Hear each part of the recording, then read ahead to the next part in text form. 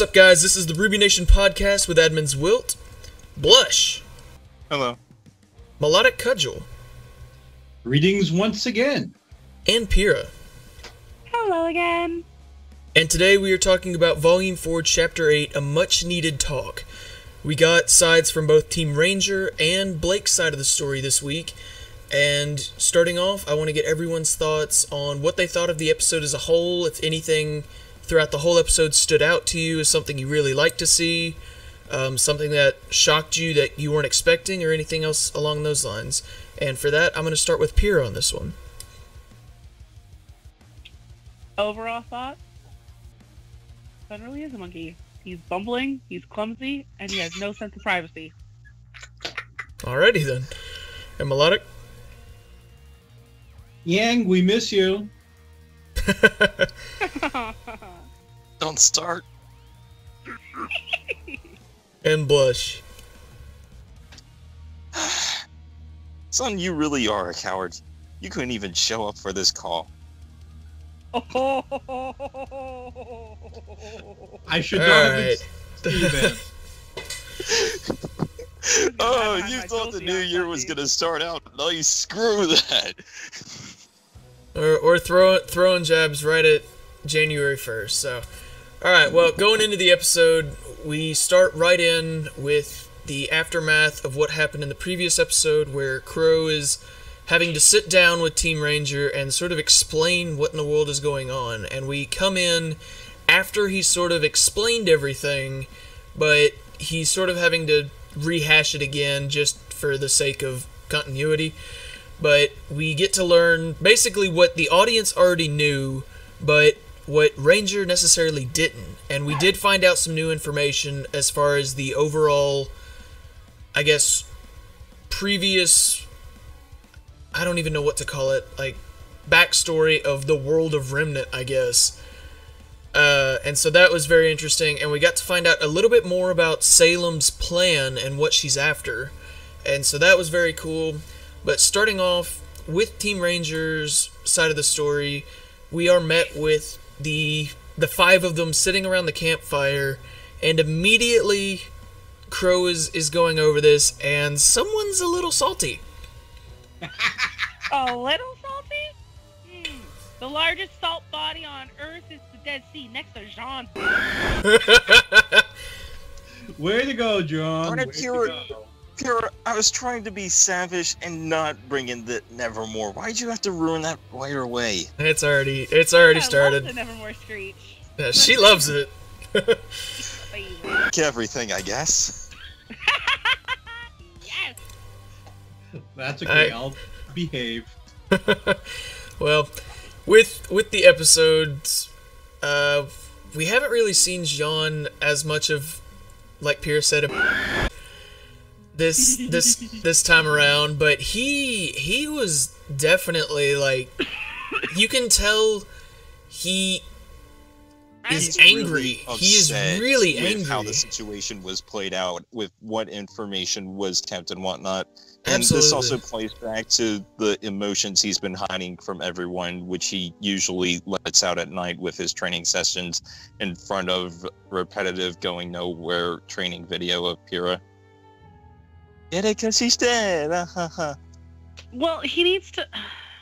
He's projecting his feelings because he's... I've got a funny feeling that the way he's grieving isn't We're off of that counter. isn't necessarily... He hasn't gone through anger, and now that he's learning things about what brought around Pyrrha's death, he's gonna start going through the anger phase of grieving. Because he's seeing small little escapes that would have made it so that she lived. For sure. Like, he was And so he doesn't emotionally upset, he couldn't even get out all the words and thoughts he had on his mind in front of Qrow. He had to get up and leave. The only person he can legitimately be mad at is Pyrrha, and it's the last person he wants to be mad at. So he's going to find absolutely everyone else to be mad at for all the small little meaningless reasons instead of being mad at her, because the only person that could have made the decisions that were made was Pyrrha. Yeah. I think he's putting a lot of the anger on himself, though, honestly. I've discussed this before. Like, he's definitely regretting those last words he had on the bench. Oh, stop. No. He's like, was I supposed to know she was talking about soul transferring? I just thought she was talking about homework. Shady double door motherfucker behind the scenes. Uh-huh. Oh, I heard. Bush! Quick! Sorry. I'm sorry. Alright, well, going I'm into... about as emotionally unstable as John this night. I apologize. Well, going in from the talk that they're having, we get to learn that this all sort of started in a way that I don't think anyone was thinking about, but Qrow starts to talk about, like, how the people of Remnant have not really been religious in a sense anymore, but how multiple gods have been created, but, like, if they believe Ozpin, then they should believe in two. The god of light and the god of darkness, and how they were both brothers, and how they basically wanted to sort of... One just wanted to create life, and the other just wanted to destroy what his brother made. And that is a very interesting thing, because we got to find out, like, this god of darkness created the creatures of Grimm, which a lot of us were speculating that, like, Salem was the culprit of this, and we're still not for sure on the connection between Salem and the god of darkness. It could be just the fact that she came into a power, learned about it, and then wants to do everything in her ability to sort of, I guess, become that god of darkness, perhaps. But descendant follower, probably just a misinterpretation with how the story went, and it was actually a sister, but screw that. Who knows? At this point, there's still a lot up in the air, as there always probably will be with this show until hopefully the very end, because that's, I mean, how people stay interested in shows. It's mystery. It's things they don't know interest them. And so we get... It was almost like I saw a lot of comments on the episode on Rooster Teeth of how a lot of people were not too happy with this episode, as they thought that it felt like just a long World of Remnant, and that comments like that bug me a little bit, just because they, like, I love action just as much as the next guy. Like, the action is what originally got me into the show, but the World of Remnants themselves are so important to the story. It's like anytime I binge watch the show with a new friend and getting them into it, like, I make it a requirement to also watch the World of Remnants, because they are a key part of the story. That really bugs me too, is people, oh, not another World of Remnant. Well, in order to keep the show flowing at a steady pace without adding random filler episodes, they use these World of Remnant to give us backstory, to give us meat and flesh to plot points that we wouldn't have gotten any other way without filler episodes. And then you just hear people complaining about, oh, this is just a filler episode, there's nothing to it, there's no plot, there's nothing about character development. Well, you kind of need to know about the world that they're in to understand what's happening. World of Remnant is necessary, and I absolutely adore them now that they're voiced by Vic Mignogna. Yeah. Which the reason why I don't like World of Remnants usually is mostly because of the timing, is because I'm waiting a week for an episode, and they left on this huge cliffhanger, like, holy crap, Yang just got tricked into shotgunning that guy's legs, and now I suddenly get the sense of dread this story's going a completely different direction. World of Remnant episode this week. Okay, I guess I'm waiting a while. I can definitely understand the frustration with the wait, but it does build suspense. As someone who has been involved in the show ever since, like, the Red trailer was released, I have watched every single new episode, like, within a day or two of it coming out. And I may or may not be one of those people that watches it the day of release at that moment, and I'm the one clogging up the servers. I'm usually not awake on 10 a.m. on Saturdays, so often I wait. Saturdays it comes out at 9 a.m. my time, and I'm at work by then and have been for 3 hours, and I'm normally dead, so I just sit there watching the episode. Mm-hmm. I was like, oh, a customer, pause. And, like, definitely, I can tell a difference between binge watching the show and people who have watched it week to week every time. And there is a big difference, because I actually, there's been a few... Patience.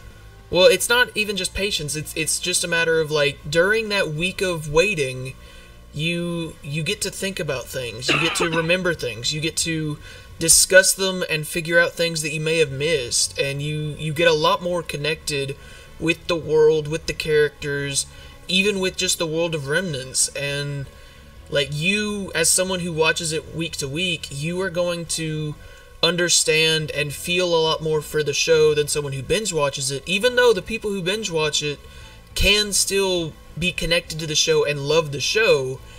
Like, unless they go back and rewatch it like multiple times and are willing to dedicate the time to think about every single episode, like some of us others have, it's definitely a different perspective. Because I just rewatched from episode like 3 all the way through 8 last night of Volume 4 because a friend of mine was behind, and we binged watched it all together. And when we got done with chapter 8, like, I could tell there was a lot of things that she missed, and I ended up having to explain a lot. But something that told me was that it's like, someone who's binge watching it, she might still love the show, but she may not understand it all. And so when certain big moments happen in the show, it's like they may not even understand why those things happened.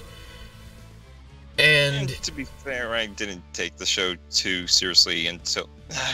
I've said this on so many podcasts, never mind. Well, what? That I didn't really start paying too much attention until maybe Volume 3. Yeah, and that's actually, it's not an uncommon thing. A lot of people got into the show around that time, and there's just a lot of things that references they may have missed and everything else. And so it's very interesting to think about the perspective of someone else on the show.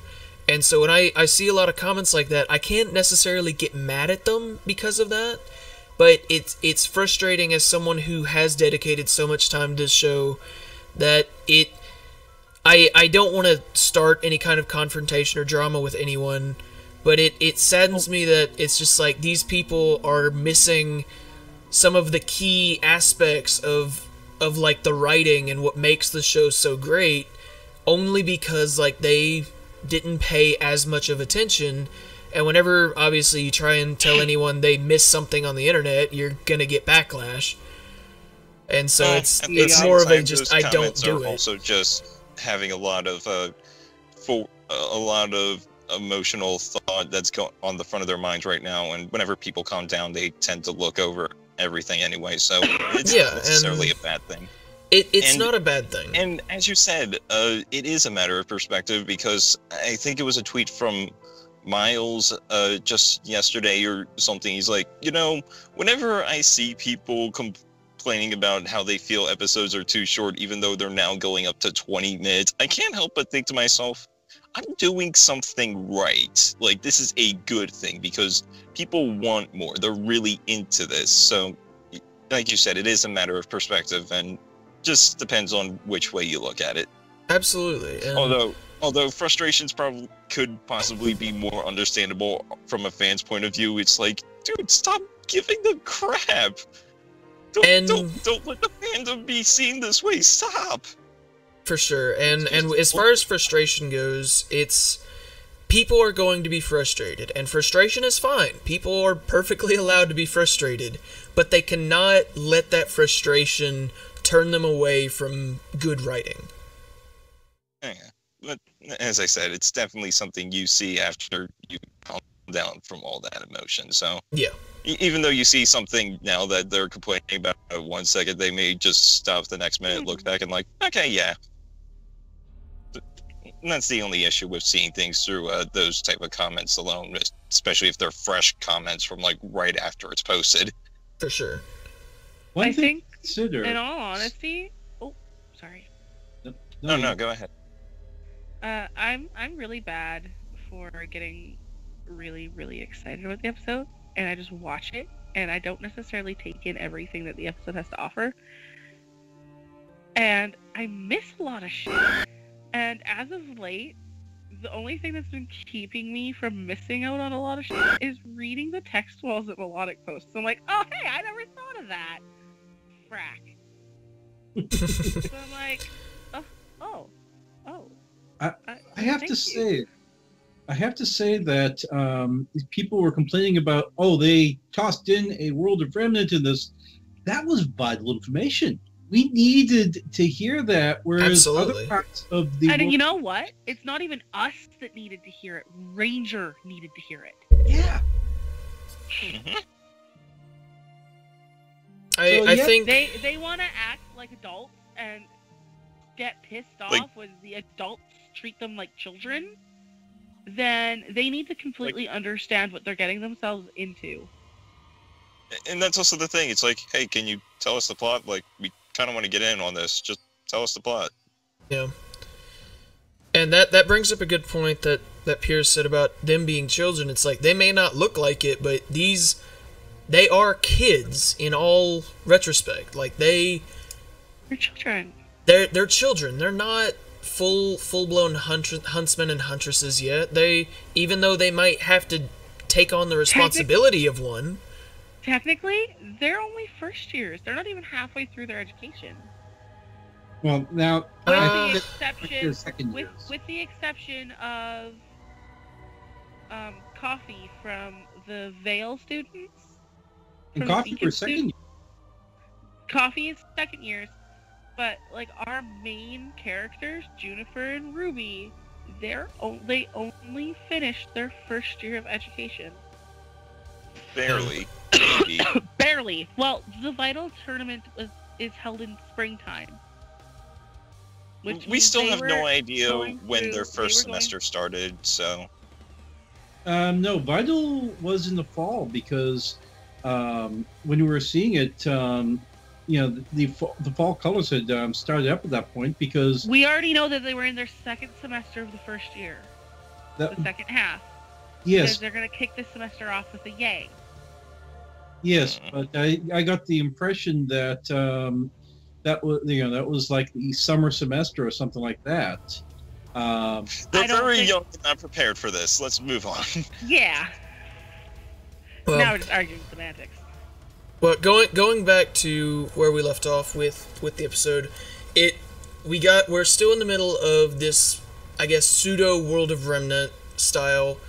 But we learned that the God of Light and the God of Darkness were tired of fighting with each other, and so they decided to create one creation that would satisfy both of them. And that creation was humanity. And so, like, that was very interesting. And they gave humanity these gifts. I believe it was creation, destruction, knowledge, and... Freedom? Choice. And these 4 relics were also given a physical form. And we got to learn that because of that, they have become actual plot MacGuffins for the bad guys to catch while the good guys try to keep it away. And we do not know what these relics particularly look like. They may just be like some type of magical floating orb like it shows in this episode, or it could be a physical tablet or something. Who knows? It could be a pen for all we know.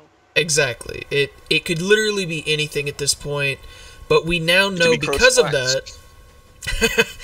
But because of this, we know that Salem is after these relics, because we have heard time and time again, like, she is looking for the relic. And then we know that Raven, in episode, I think it was 4, she's asking, does Salem have the relic? And I think Qrow definitely knows where it is, and he's just keeping that knowledge secret. Because Ozpin knew, so Qrow most likely knows. The other headmasters know, and so hopefully we'll get to see more of that later on. But they are being defended Oscar by the probably Huntsman knows, Academies. though he doesn't want to. Yeah. But with this, it's like we don't know as far as like how much power these things would give someone if they were to obtain them. And like Salem's end goal is apparently to get all of them so that she can have the most power. And what she plans to do with that power is still unknown at this point, but odds are it's not good. So, nah, she wants to make everybody cupcakes and take them. But because of this episode, we have an end goal for our villain. And that was the most important thing that I took away from this, is that it's like we have a motive for the villain, and like it's not just about just causing chaos or doing everything else. It's like she's after these relics, and we know that now. And it's just how is she going to do it? Well, it's like she obviously doesn't have enough power to complete her goal without them. Whatever her goal may be, whether it's to wipe out all life on the world of Remnant like the God of Destruction, or if it's to just be the ruler of everyone, or who knows. We don't know at this point, and I'm curious to see how that's going to play out. Maybe we'll get to see what will happen if she gets like maybe one of them. Like, I want freedom, that's all. Yeah, and I actually saw an interesting comment on this episode on Rooster Teeth, and how someone was like, maybe Salem has already acquired one of the relics, maybe the Relic of Knowledge, and so that's how she came to know about all of this, and then knows about how much power she could have. But that was pretty much all speculation, but it was a very interesting idea to me that it's like, if that were the case, that would be pretty cool. I don't know how she got that relic, but who knows? But going from there into the next part, where Qrow is pretty much finishing up with that side of the story, we skip a little bit in time as the episode was sort of split up in between Team Ranger and Blake's side of the stories. But when we come back to Team Ranger, Qrow is discussing a little bit more, and then RWBY asks him why he hasn't been with them this whole time, and Qrow explains that his semblance is not necessarily something that he uses. Like, a lot of people were thinking like him turning into the Qrow was his semblance, which would make sense, but now that's sort of not the case. And so I'm curious what you guys think about how Qrow's being a bad luck charm, what all that has caused in the series so far. I think Qrow might be blaming himself for things that happened in the past, and I don't think that bad luck is actually his semblance. Although it's definitely a superstitious speculation, especially when you go and rewatch the fight with Tyrian and like all the things that start happening whenever someone is closer to Qrow, like that plank falling or a roof collapsing in. And or maybe Winter missing her steps in a fight that she would otherwise have total balance or control in.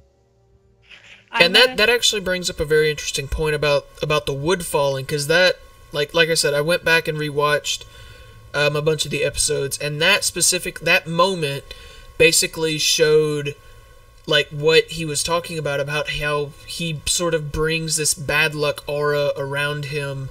And like that moment specifically was exactly, I think, what he was referring to, because I saw another comment that I love reading comments, because there's so many people that come up with so many different ideas, and so many of them are so interesting to me.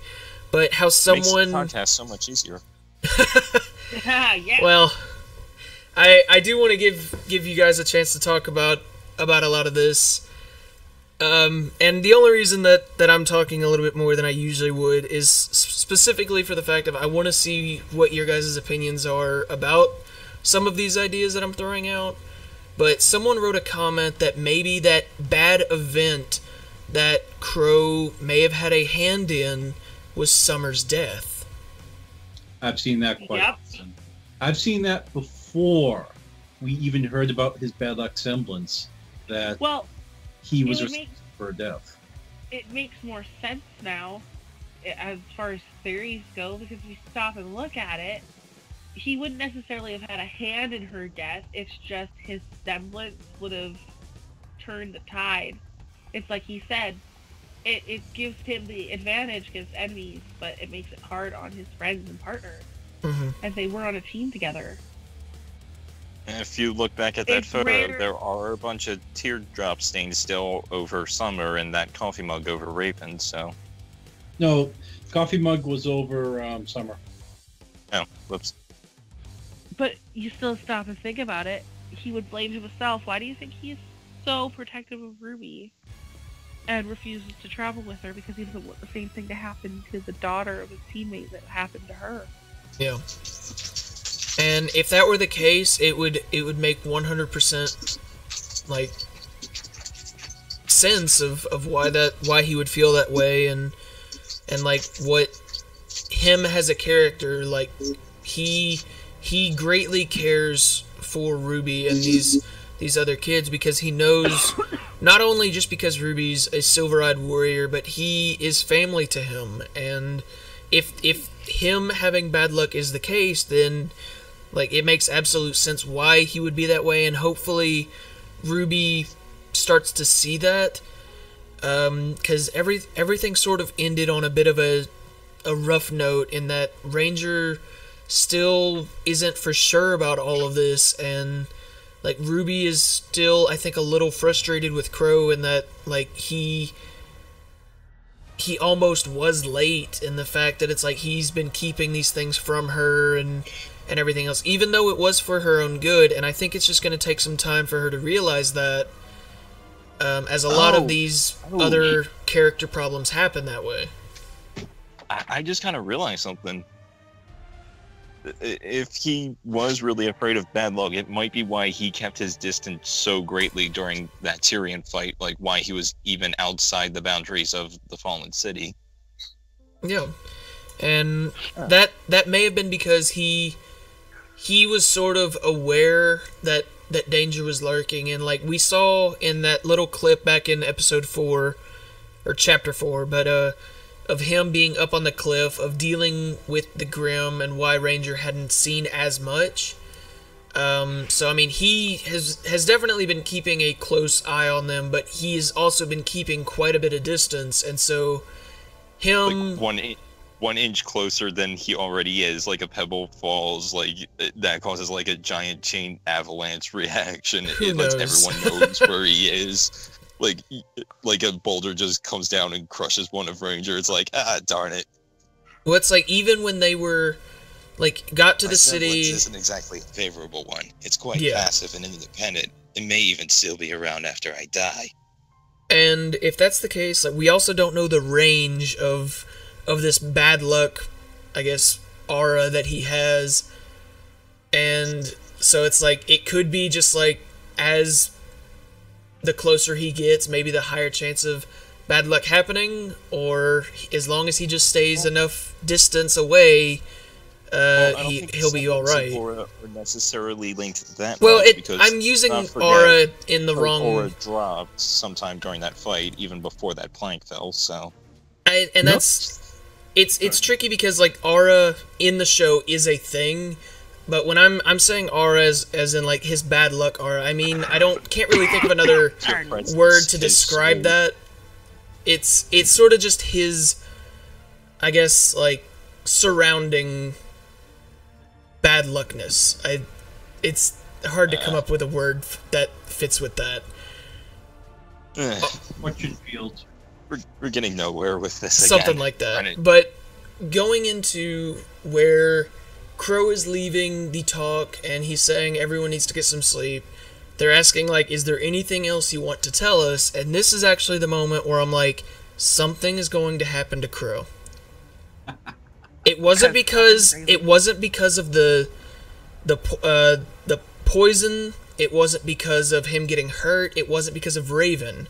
It was because I got to thinking about it from a show perspective, and shows characters like that, when they basically don't explain everything, and there's still something that he's hiding, if something happens to him and he's not able to say that last little bit, there's still mystery there.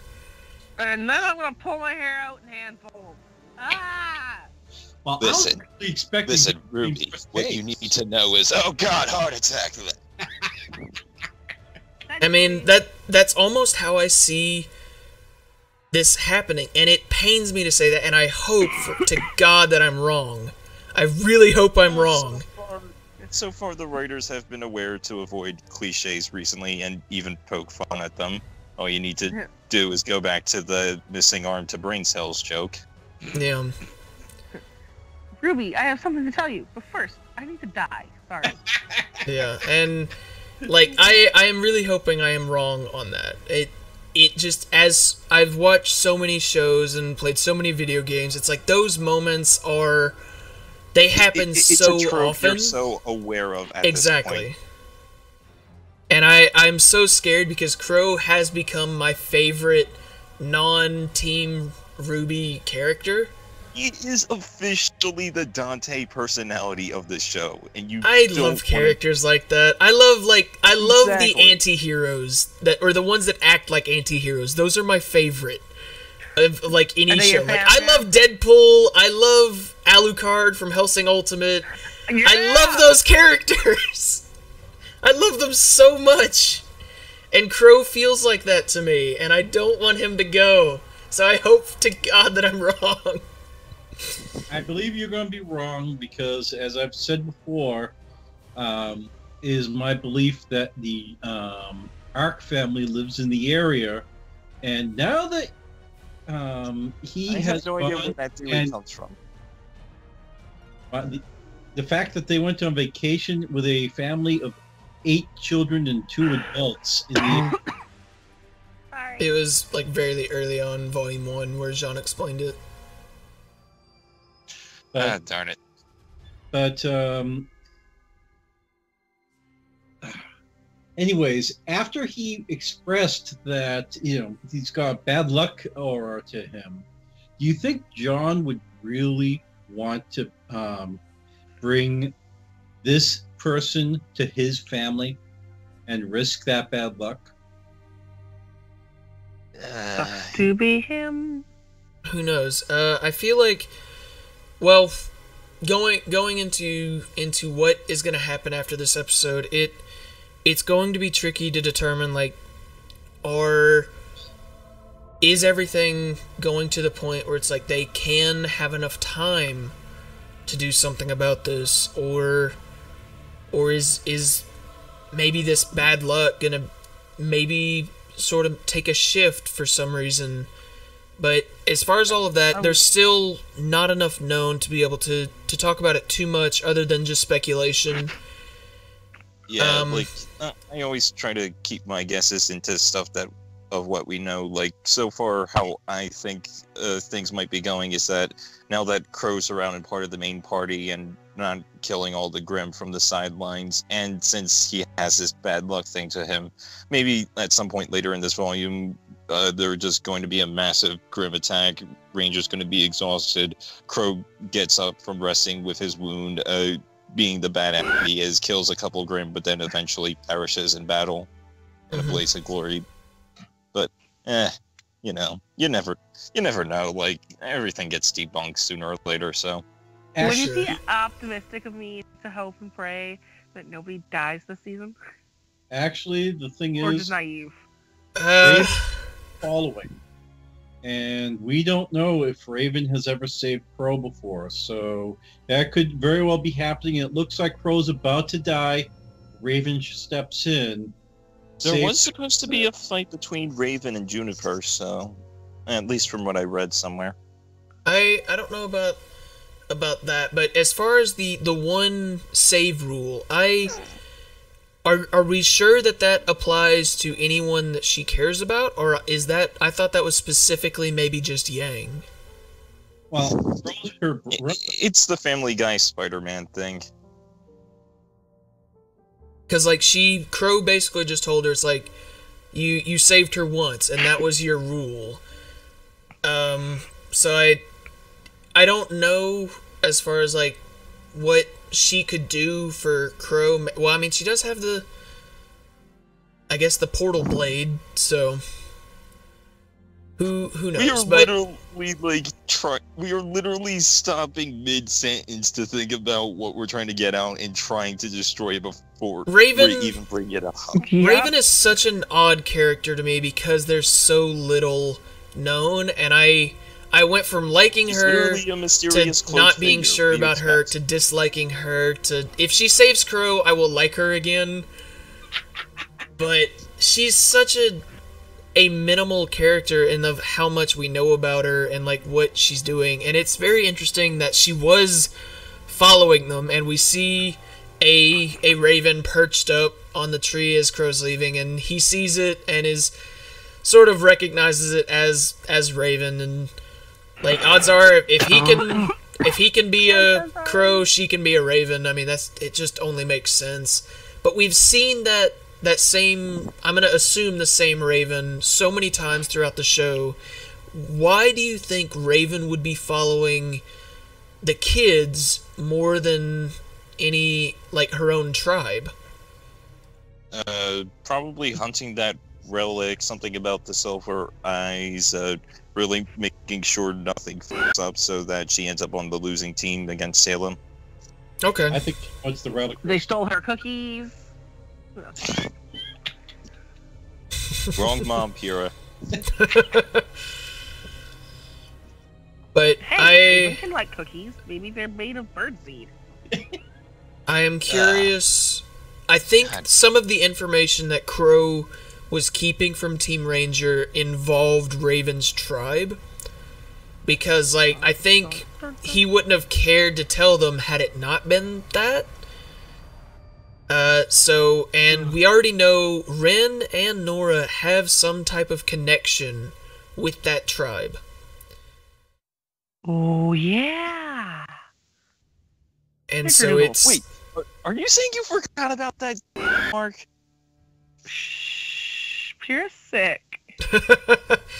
So it'll be very interesting to see what happens with that, because I mean that's a very big plot point, and there's still the mysterious, like, Solo Grim, and also a member on Raven's tribe, and both are apparently super powerful. For another volume or two, I guarantee it.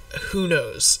We'll just have to wait. Maybe it'll be a finale moment for this volume. If not, like you said, like later on, and it's just another one of those like singular references that we have to go back to, just like the Jean's family being in Mistral. Like it's mentioned one time in volume 1. Like that, it may be another just back reference to that later on.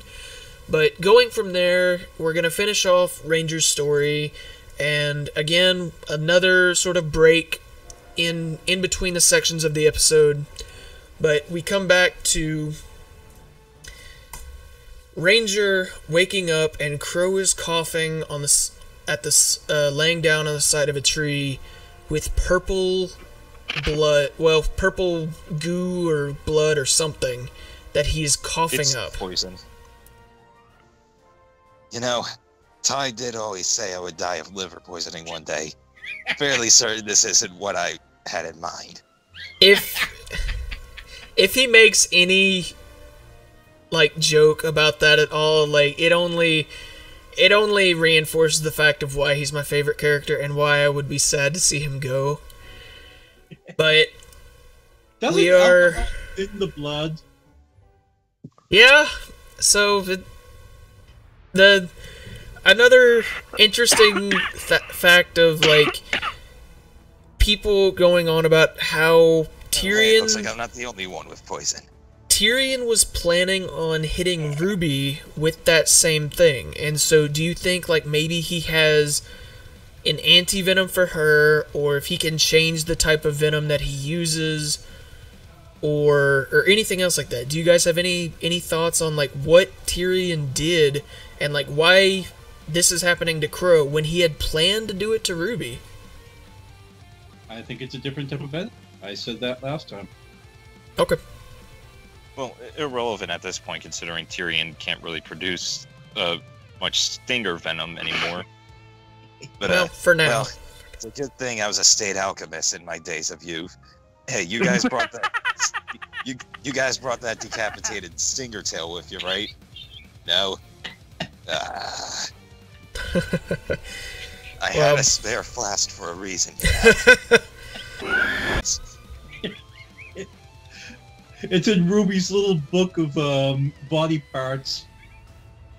Oh God. She's got Cinder's eye in one page, Stinger in the next. Huh. Maybe that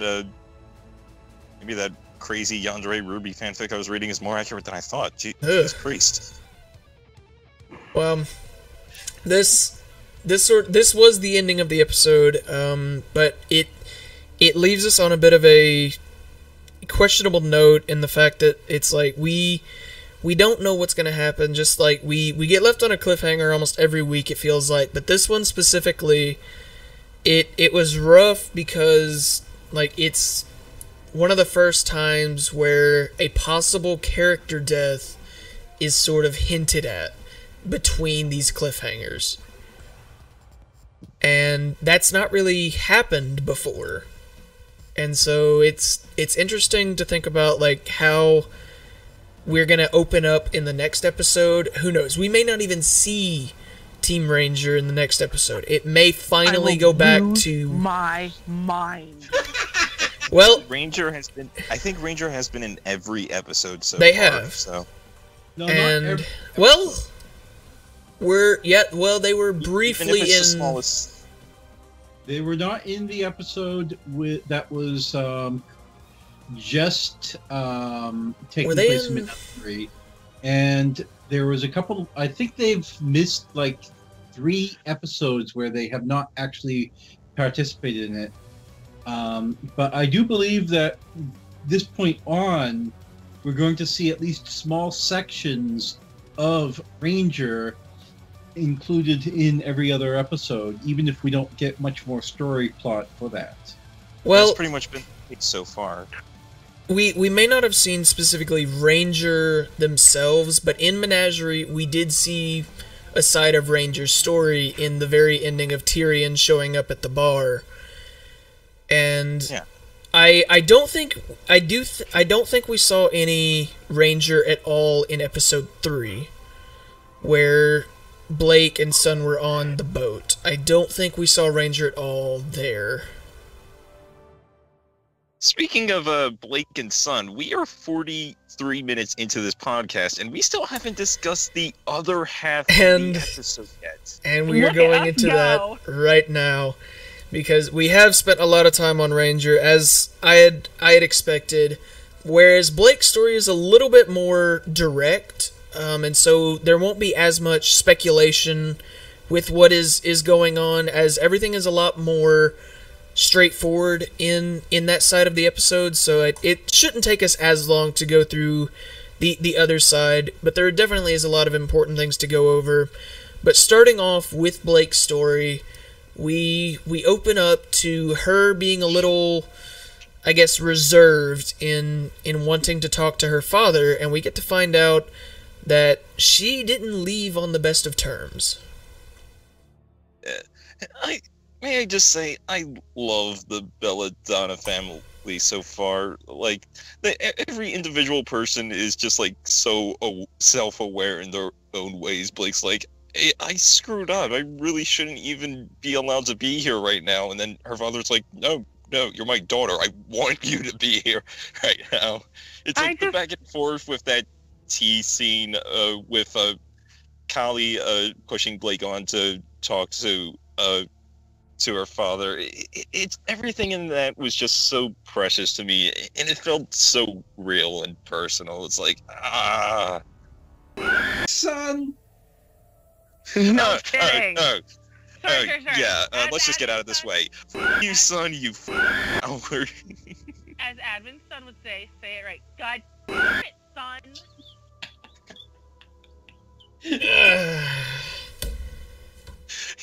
I'm glad I have a way to mark these. Like if I walked into that scene, I would probably be like by the other window just listening in, see son fall in, then walk over to that window and say, son, you're not supposed to be listening in. Like, who the fuck are you? What are you doing listening in? Who are you and where did you come from? Like, I'm doing the observer role right. Get the fuck out of here.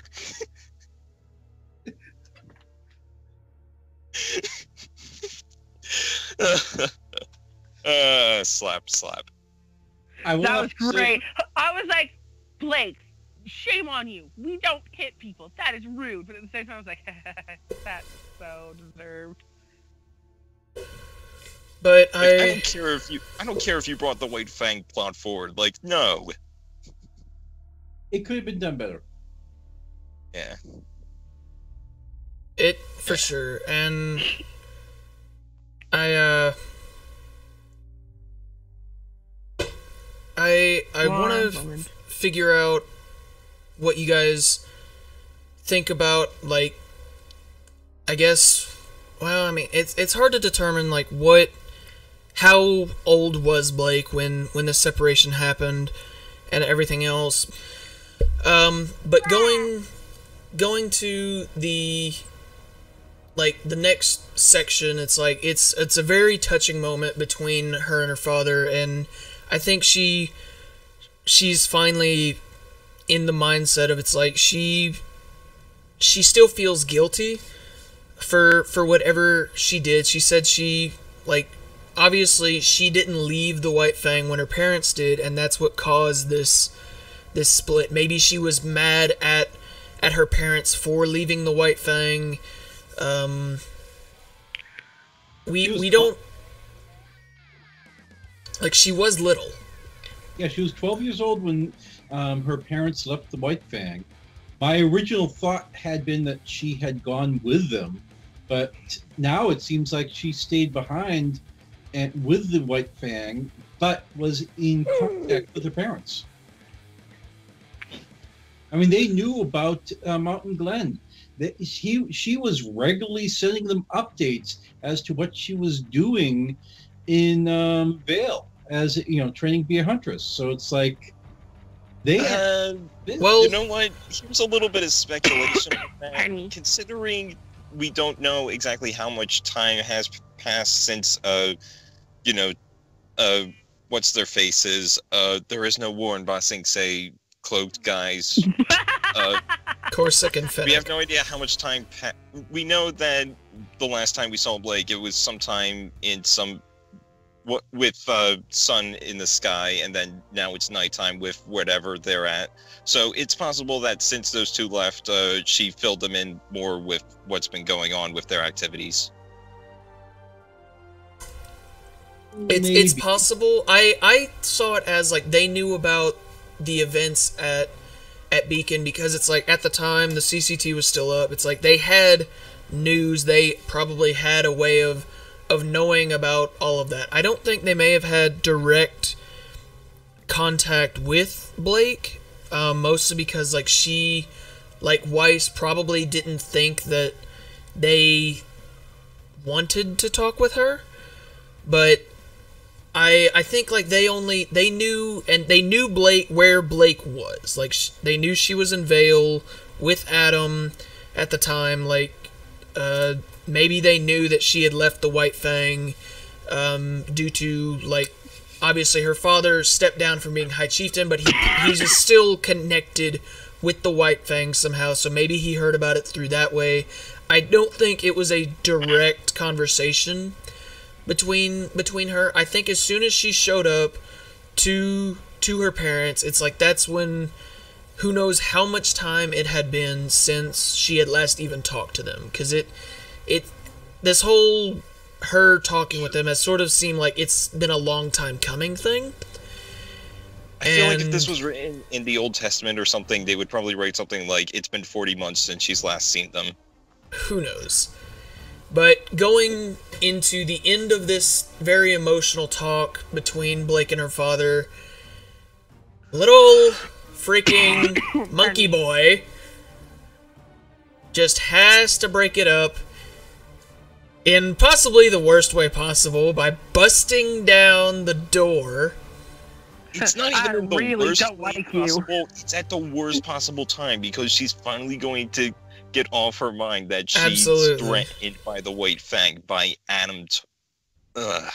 It's like, really wanted her to at least get that out to somebody. She didn't tell Sun because clearly just Sun. Or not. The SS White more specifically, don't. Sun is taking on water something fierce right now. I feel bad about those poor shippers because, you know, it's like she smacked him several times and, you know, he got mad.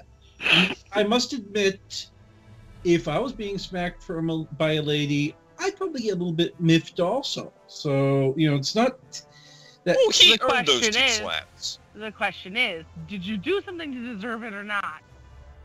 And in this case, yes. Sun's not even supposed to be there. I don't care if your character was built from the ground up to be a polar opposite to Blake. You still suck. Yeah. Well, we continue on with, like you guys said, it was another sort of skip in between things. Qrow basically says, "I really don't like you," in probably the best way that he could have in that situation. And I feel like really don't like you. That's going to become his catchphrase at this point. But going into where we jump back in, like you guys said, Blake is slapping the crap out of Sun because he messed up. She explains again, like, she's not there to fight the White Fang, which is why Sun said he was there to warn her about something and to discuss that he had seen this. I'll admit, at that moment, if I was Sun, the first response I would have had is, I don't care if you're trying to avoid the White Fang are coming for you.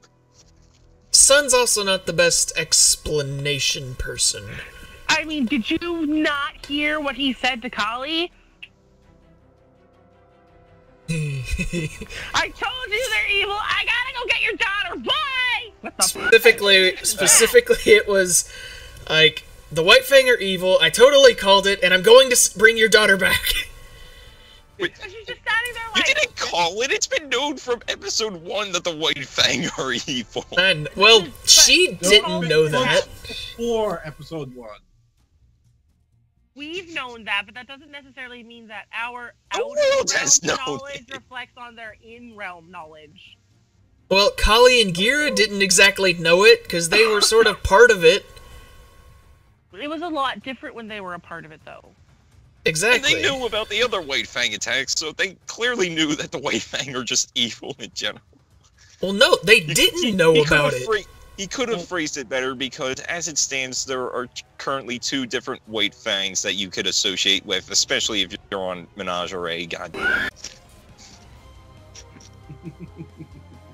But going into sort of why this whole debacle happened is Blake takes Sunscroll as he's trying to show her the picture of this member of the White Fang wearing the mask in the market, and she throws the phone out the porch. And this bugs me a little bit because, like, I saw a few comments about it. We don't know if the phone hit that exactly or just something near it that caused the disturbance or caused the thing to go, ugh. Well, who knows? But we find out that actually kind of racist in hindsight with well, did our little ninja spy make a noise? I hadn't caught that. She did, and that's what sort of alerted them that, hey, someone's there.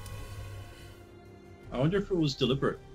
There was, when she threw the scroll, there was a slight, like, ugh sound, like a grunt, and the camera pans into the shadowy figure in the trees, finding out that it is a member of the White Fang, and they look over after they hear that noise, and they're looking directly at this mysterious whitefang member, who a few of us have sort of discovered a few things of how a lot of people originally thought she was wearing just all black.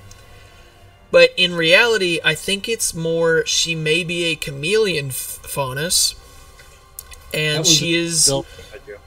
Yeah, and I actually saw a lot of comments about that. I actually haven't been in the spoiler chat, so I wasn't sure what all had been discussed about that, but you guys were talking about it a little bit before the podcast started. But, like, you can sort of see that her skin itself is covered in, like, random scales every now and then, and you can see some a little bit better when she's in the light of the moon, but she is not necessarily wearing all black. She is all black. And so if she is this chameleon faunus with this chameleon-like skin, that would be, honestly, a perfect spy. When I first saw her, I thought it was Neo.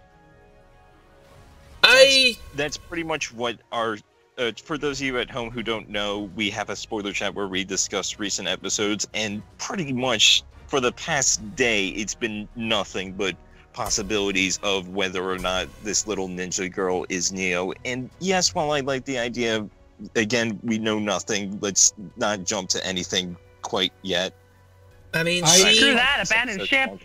Size-wise, she fits for Neo. She even is, I think, wearing the same type of boots, but the hair is completely different. Like, as you noted, like, when you turn up the brightness, you can see the scales, and, like, she's not, like, wearing anything on her arms. I think she might be wearing gloves, but I don't think she's wearing anything on her face or arms.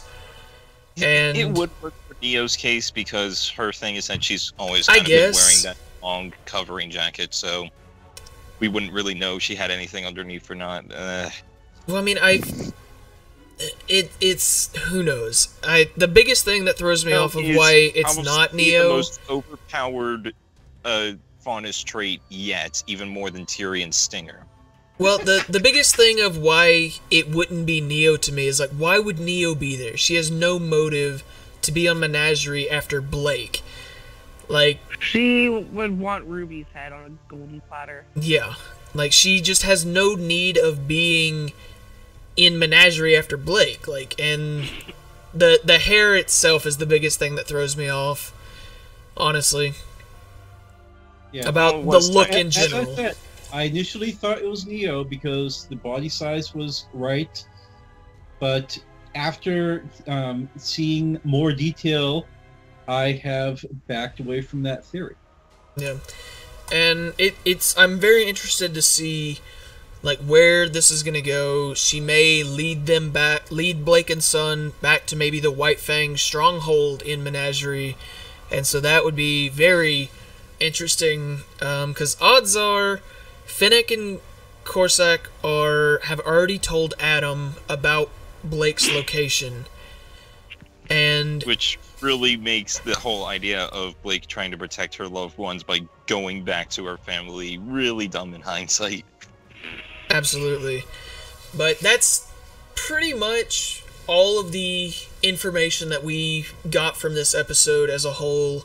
It'll be very interesting to see where we pick up next week, because I believe they said we are going to be getting episode 9 this next week, and then a World of Remnant between 9 and 10. And so that'll be interesting. So we should be getting a new episode here in the next week. I'm curious, like, will it... I feel like we will definitely see Blake's side again. I'm not for sure about Ranger. It's been forever since we've seen Yang. So I would be very surprised if we did not see Yang this next episode. I am a little curious, because so far it seems like they want to not show training sessions. So I can't, because that's the thing. The last time we saw Yang, she was finally training with her father. We get Weiss again, and the last thing we see is her back into training. So are we going to leave off with skipping training sessions, or are we going to come back to those? I think with Weiss, we may... Going to come up. specifically with Weiss, I think we may end up just skipping a lot of that and maybe just focusing on, like, ever since I saw that scene, I am curious how Klein's going to have some part in this. But with... I almost forgot he was a thing. Yeah, and it's very... Honestly, like, I can understand why, because, I mean, he shows up so little, but he is a very important character in the fact that it's like, Weiss has this very deep connection with Klein, and so I'm curious what in the world's going to happen with that. Odds are Klein is going to be the catalyst that allows Weiss to get out of there, but with Yang specifically, I don't think they would necessarily skip that training scene because nothing was happening, because Yang herself, like, her conflict is with herself. That's like the only reason why they would go back is for more development on Yang at her moment, because she's obviously wasn't exactly straight and perfect when she started training again. She's just like, okay, I just need to take the next step myself. Exactly. And I feel like they would want to show off, like, some of Ty's moves, because you gotta want to know, like, how he fights. And I'm curious. Yeah, like, that, if any moment was set up for a montage of any sort in the series, that would be it. But that's pretty much gonna do it as far as all of the new information that we got, and speculation and theories and stuff. And so I want to get everyone's closing thoughts on what they expect to see before the finale. Like, I want to see what everyone thinks, like, what is going to happen either on or before the finale of Volume 4. And for that, I'm going to start with Blush. There is, like, so much at this point. It's like, I have no idea how things are going to tie together or what's going to be added or shown. Like, the only thing I thought of recently for how this volume might be ending is probably going to be something along the lines of RWBY and Team Ranger are going to reach their destination that they've been heading to all volume. I can't even remember what it was. One of the other kings. Yeah.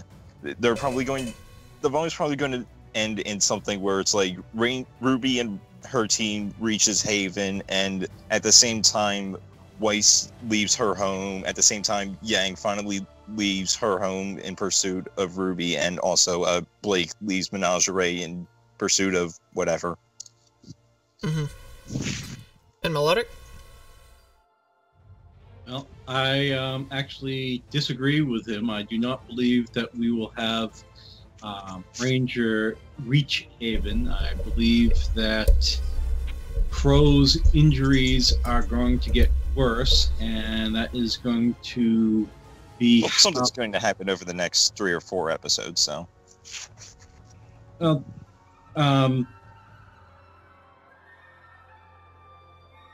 Yeah, but I don't think that he's going to recover. I also don't think he's going to die.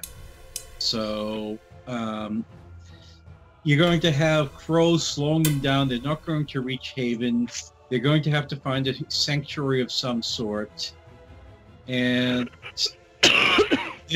of course, we'll have Yang, who I believe the brothers Fox are going to be sent to retrieve her in some fashion.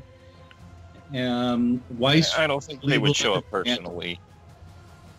I believe Weiss will end up going to Mantle, and Blake will end up getting involved with the whitefang. Not joining, but, getting involved. Okay. And Pyrrha? I personally think that there's going to be some kind of throwdown between Renora and Raven, because that symbol means a lot to their background. And we need some insight on that at some point.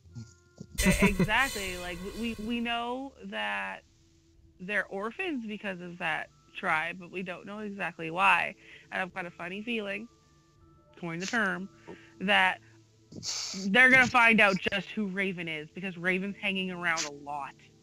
Yeah. And I think Yang might get back into the swing of things. Okay. And before we finish this week's podcast out, Pyrrha, did you want to say your thing? Yes. So it is January 1st. We are starting off 2017, and as everybody knows, the finale of RWBY tends to happen in Around Valentine's Day. This year, it's kind of coinciding with something. I don't know what viewers are from where when it comes to the podcast. I know that we've got over 87,000 fans from all over the world, but this year the finale will be premiering at RTX Sydney, which is the 4th and 5th of February.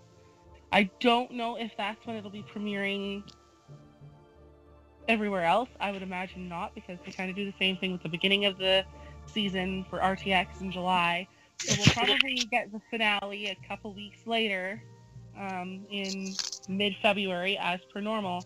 But another really cool thing is I will be in Australia at RTX this year. So if any of the fans want to do maybe like a meetup or a meet and greet with me and Admin Nadir, you're more than welcome to. And I'll be taking lots of pictures that will more than likely be posted to the page with everyone's pending permission.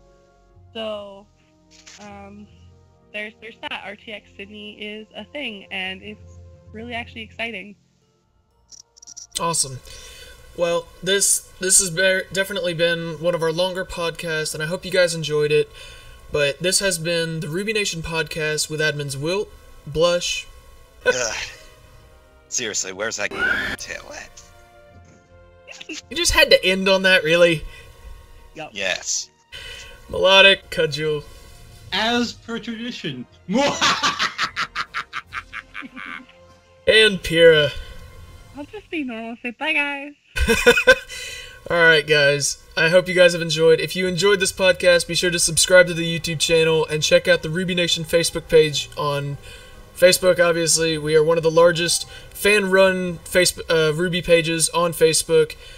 And we'll see you guys next week for the next podcast. Bye-bye. Bye. Hey, classy and not crazy.